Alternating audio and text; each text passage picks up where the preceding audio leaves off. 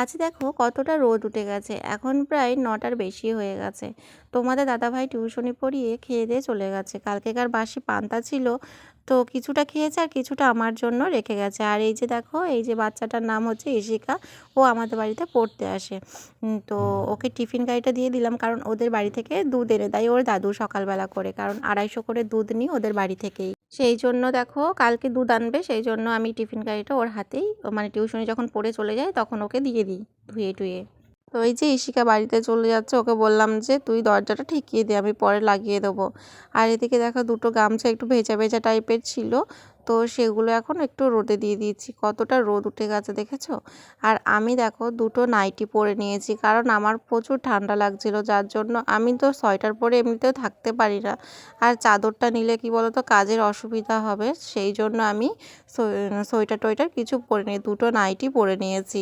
এদিকে এই যে বড় ব্ল্যাঙ্কেটটাকে ভাঁজ করিনি, কারণ রোদে দেবো সেই জন্য, আর রোদে দিলে একটু গরম গরম হবে, তাই আর কি মানে রোদে নিয়ে যাচ্ছি। এটা ছোট ব্ল্যাঙ্কেটটা আজকে আর দেবো না, কারণ ছোট ব্ল্যাঙ্কেটটা ওই বড় ব্ল্যাঙ্কেটটা আমরা গায়ে নিই, তারপরে ওপরে হচ্ছে ছোট ব্ল্যাঙ্কেটটা নিই।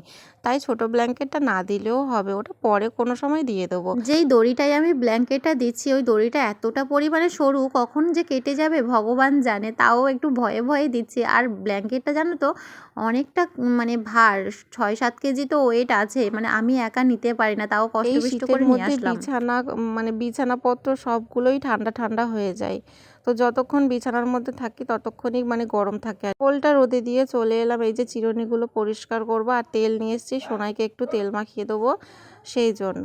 তো চিরুনিগুলো এখন রেখে দিলাম, সোনাইকে ওদিকে ডাকছি যে সোনাই এদিকে আয়, আমি তেলটা মাখিয়ে দিই ভালো করে। বাবুকে আমি যতই তেল মাখাই, কারণ ওর স্কিনটা এতটা শুকনো, মানে তেলটা থাকে না গায়ে, তেল দিলেই কিছুক্ষণ পরে লক্ষ্য করবে ওর গায়ে তেল টেল কিছুই থাকে না। মাথায়ও তাই, জানো তো, মাথাটা প্রচুর গরম হয়ে থাকে ওর, যার জন্য মাথার তেলগুলো সব শুকিয়ে যায়। আর তেল মাখাতে মাখাতে দেখো এদিকে একটু আদর করে দিচ্ছি ওকে। তো নারকেল তেলটা মাথায় দিয়ে একটু বেশি হয়েছিল, হাতে লেগেছিল আর কি, যার জন্য একটু হাতে মাখিয়ে দিলাম। তো ভাবলাম যে চলো একদম পায়েও মাখিয়ে দিয়ে একটু নিই।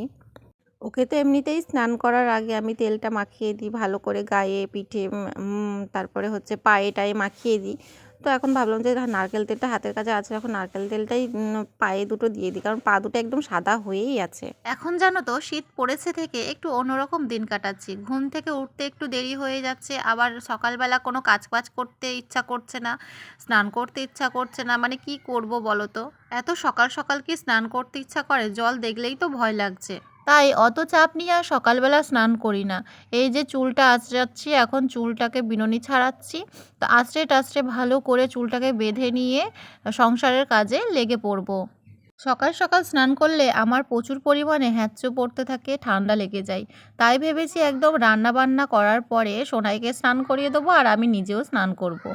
প্রায় ১ বছর হয়ে যাচ্ছে আমার চুলগুলোকে এখনো পর্যন্ত কাটিনি। সেই আগের বছর দুর্গাপুজোর সময় কেটেছিলাম, এই বছর আর কাটা হয়নি, ইচ্ছা করেই কাটিনি, চুলগুলোকে বড় করব বলে। শীত পড়েছে থেকে চুলের যত্ন তো নেওয়াই হচ্ছে না একদম, আর প্রতিদিন তো চুল ধোয়া অসম্ভব ব্যাপার, একদিন ধুলে না চুল শুকাতেই চায় না, যেহেতু একটু বড় বড় চুল। আর আমি না সবসময় ছেড়েও থাকতে পারি না, আমার যেহেতু একটু চুল প্রচুর পরিমাণে উঠে যাচ্ছে, তাই চুল ছাড়ার তো কোনো প্রশ্নই ওঠে না। চুলটা ছেড়ে থাকলে এদিক ওদিক সেদিক চুল পড়ে যাচ্ছে, কোনো দিন জানো তো ভাতের মধ্যে শুধু চুল পড়ে যাচ্ছে, সেই জন্য ভয়ে চুল ছাড়তে ইচ্ছা করে না, তাই বাইরে এসে এসেই আমি মাথাটাকে আঁচড়ানোর চেষ্টা করি সব সময়। এখন প্রচুর পরিমাণে চুল উঠছে, জানো তো, কেন জানি না। মাথাটাকে সুন্দর করে বেঁধে নিয়েছি এখন, যাতে চুল টুল আর না পড়ে এদিক ওদিক। তো এদিকে বসে পড়লাম চিরুনিগুলোকে পরিষ্কার করার জন্য, কারণ অনেক দিন পরিষ্কার করা হয়নি, আর চিরুনিতে একটু ময়লা হয়েছে, যার জন্য পরিষ্কার করছি। দেখো বাবাদের ওখান থেকে ২ বোতল আমি ভিমবার নিয়ে এসেছিলাম, সেই ভিমবারগুলো কিন্তু অনেক দিন ধরেই কিন্তু ইউজ করছি, এখনও পর্যন্ত মানে ভিমবার সাবান যেটা, সেটা কিন্তু ব্যবহার করতে আমাকে হয়নি। এখন প্রায় ২ মাসের বেশি হয়ে যাচ্ছে আমরা ওই বাড়ি থেকে চলে এসেছি, তো এখনও দেখো ইউজ করছি, এখনও কিছুটা বোতলের মধ্যে আছে, তবে এটা শেষ হবে তারপরে আমি কিন্তু সাবানটাকে বের করব। আজ তেমন একটা কাছাকাছি নেই, তোমাদের দাদাভাইয়ের একটা ফুল প্যান্ট, একটা হাফ প্যান্ট, আমার একটা নাইটি, আর সোনাইয়ের মনে হচ্ছে একটা দুটো প্যান্ট, এই আর কি। তোমাদের দাদাভাই জানো তো খুব কম কেনাকাটা করে, প্যান্ট জামা ওই ওকেশান ছাড়া কেনে না। এই জিন্সের প্যান্টগুলো জানো তো হাঁটুর কাছে একটু একটু ফেটে গেছে, তাও কিন্তু ও পরা ছাড়ে না, ও এইগুলোকে ব্যবহার করে। ওকে বলি যে নতুন প্যান্ট কিনতে, কিন্তু ও প্যান্টগুলো বলে এগুলো যতদিন না ভালোভাবে ছিঁড়বে ততদিন আমি নতুন কিছু কিনবো না। নতুন কিছু কেনো বলাটা কিন্তু সহজ, কিন্তু কিনতে পারাটা অনেকটাই কঠিন।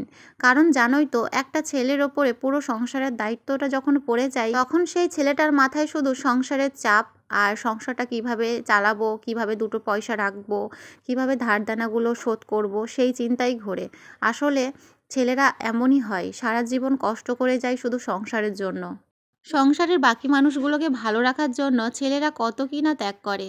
এক একটা ছেলে তো সারা বছর বাইরে পড়ে থাকে, তারা ঘরের আত্মীয়দের সাথে কোনো দেখা সাক্ষাৎ কিছুই হয় না, ওই ভিডিও কলে বা ফোনে যেটুকুই কথা বলা হয় ততটুকুই। কিন্তু আমরা মেয়েরা দেখো, আমরা সারা বছর কিন্তু কেনাকাটা করি, এটা ওটা সেটা কিনেই যাই। আসলে ছেলেদের জীবনটাই হচ্ছে এরকমই। তো যাই হোক, এখন চলে যাচ্ছি আমরা দোকানে। তোমাদের দাদাভাই আমাকে 100 টাকা দিয়ে গেছে ডিম আনার জন্য। আজকে মাছ টাছ আনেনি, কারণ দেরি হয়ে গেছে অনেকটা, সেই জন্য। আর সোনাই দেখো ঘর থেকে বেরোতে পারলেই ওর মানে কি লাফালাফি ঝাপাঝাপি শুরু হয়ে যায়। আর আমাদের দেখো গ্রামের ভিতরে যেহেতু বাড়িটা, সেই জন্য এখন দেখো এই সিজনটায় ধান ঝরানো হয়, তো সবার বাড়িতে বাড়িতে ধান চাষ করে, ধান ঝরাচ্ছে রাস্তায়, সেই জন্য দেখো খড়ের পালাগুলো সাজানো আছে ওইভাবে। আর ওই দেখো সোনাই কত দূর চলে গেছে, একদম দোকানের কাছেই চলে গেছে। সারাদিন সোনাই জানো তো একটুও বেরোতে পারে না, ওই আমি একটু বেরোলে তবেই বেরোতে পারে। আর এখন যেহেতু সারা রাস্তাময় খ্যার মানে এটা সেটা আছে না, সেই জন্য ধুলোবালি চোখে পড়বে, সেই জন্য আরও বের করতে চায় না। আর এই দেখো দোকানে এসেই মাত্র চকলেটের কথা বলছে, আমি এই চকলেটটা খাবো, সেই জন্য লাফালাফি করছে। আমি বললাম যে তুই কটা নিবি, বলে আমি একটাই চকলেট নেবো। তো দেখো ওর কোনো বেশি চাহিদা নেই, ও একটা পেলে কিন্তু খুশি। তো ওর জন্য আমি ওখানটায় 5টা চকলেট নিচ্ছি, কারণ এখন একটা খাবে আর পরে বাকিটা রেখে দেবো বিকালের জন্য। আর এই যে দেখো এদিকে 6টা ডিম নিয়ে নিয়েছি, আজকে 5টা রান্না করব, কারণ আমাদের দুবেলা দুজনা 4টে, আর সোনাই একটা খাবে 5টা। তো এদিকে দেখো ওর হাতে 2টো চকলেট দিয়ে দিয়েছি, আর আমি দেখো জোয়ান চকলেট আর হচ্ছে ডিম এবার নিয়ে বাড়ি যাচ্ছি। আমি জানো তো খুব একটা বাইরে বেরোই না, খুব দরকার ছাড়া বাইরে বেরোই না, কারণ প্রয়োজন ছাড়া বাইরে বেরিয়েই বা কী করবো, তাই না বলো তো? আর বাইরে বেরোতে আমার খুব একটা ভালো লাগে না। তো ডিমটা নিয়ে চলে এলাম। এই যে সোনাই দরজা খুলে ফেললো, আর দরজার মধ্যে তেল দেওয়া আছে, মানে ওই যে লকটার মধ্যে তেল দেওয়া আছে, যার জন্য সোনাই খুব তাড়াতাড়ি সহজেই খুলে ফেলছে আবার লাগিয়ে ফেলছে। বন্ধুরা, এই ভিডিওটা অনেকটা লং হয়ে যাচ্ছে, যার কারণে আমি পার্ট পার্ট করে পোস্ট করব। তো এই ভিডিওটা এই পর্যন্তই রাখলাম, দেখা হচ্ছে খুব তাড়াতাড়ি নেক্সট পার্টে নিয়ে আসছি। ততক্ষণ তোমরা ভালো থাকো।